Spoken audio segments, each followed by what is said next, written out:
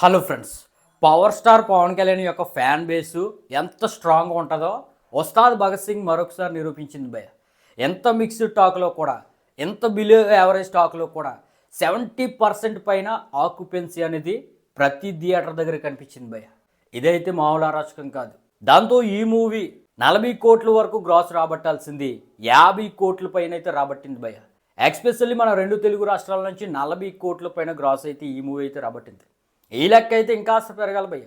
దాదాపుగా ఒక 50 కోట్ల పైన తెలుగు రాష్ట్రాల్లో ఓపెన్ అయ్యే అవకాశం అయితే గట్టిగా ఉంది. కాకపోతే తెలంగాణలో హైక్స్ పెద్ద ఇవ్వలేదు. దానివల్ల ఈ మూవీకి అయితే కలెక్షన్స్ కొంచెం డౌన్ అయ్యాయని చెప్పవచ్చు. కానీ టాక్ని బట్టి చూస్తే మాత్రం ఈ కలెక్షన్స్ చాలా పెద్దదని చెప్పవచ్చు భయ్య. దాదాపుగా రెండు తెలుగు రాష్ట్రాల్లో 40 కోట్ల వరకు గ్రాస్ రాబట్టింది. ఓవర్సీస్లో ఒక 7 కోట్ల వరకు గ్రాస్ రాబట్టింది. అదేవిధంగా రెస్ట్ ఆఫ్ ఇండియాలో ఒక 5 కోట్ల వరకు గ్రాస్ రాబట్టింది. ఈ విధంగా వాడవేడిగా ఈ మూవీ అయితే 50 కోట్ల మార్క్ అయితే దాటిస్తుంది భయ్య. ఇదైతే మామూలు అరచకం కాదు. పవర్ స్టార్ పవన్ కళ్యాణ్ యొక్క ఫ్యాన్ బేస్కున్న స్ట్రాంగ్నెస్ని ఈ కలెక్షన్స్ అయితే చెప్తున్నాయి భయ్య. అయితే ఈ డిజాస్టర్ టాక్కి ఒక 50 కోట్ల వరకు గ్రాస్ రావడం, 70+ ఆక్యుపెన్సీతో థియేటర్లో ఫుల్ అవటం, ఇదంతా మంచి పరిణామమే కానీ భయ్య. పవన్ కళ్యాణ్ యొక్క ప్రీవియస్ మూవీస్తో పోలిస్తే ఈ కలెక్షన్స్ అనేవి చాలా తక్కువగా చెప్పవచ్చు. లీస్ట్ హైప్తో వచ్చిన హరిహర వీరమల్లుకు కూడా దాదాపుగా డే 1 70 కోట్ల వరకు గ్రాస్ అనేది వచ్చింది భయ్య. ఇక ఓజీ అయితే 150 కోట్ల వరకు టచ్ చేసింది.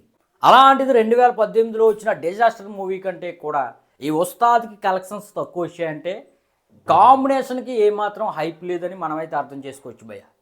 వీరి కాంబినేషన్లో డైరెక్టర్ హరీష్ శంకర్ డైరెక్షన్లో అంతకుముందు గబ్బర్ సింగ్ వచ్చింది. అయితే ఆ మూవీ వచ్చి దాదాపుగా 14 సంవత్సరాలు అయిపోతుంది. దానివల్ల ఏమో కానీ భయ్య, ఈ మూవీ అయితే అసలు ఏమాత్రం ఇంపాక్ట్ క్రియేట్ చేయలేదు.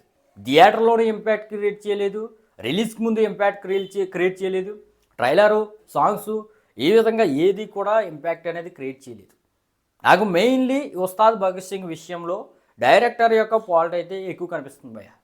దానికి తోడు పవర్ స్టార్ కూడా పొలిటికల్గా ఇన్వాల్వ్ అయ్యి ఉండటం వల్ల కూడా కలెక్షన్స్ మీద దెబ్బ పడిందని చెప్పవచ్చు.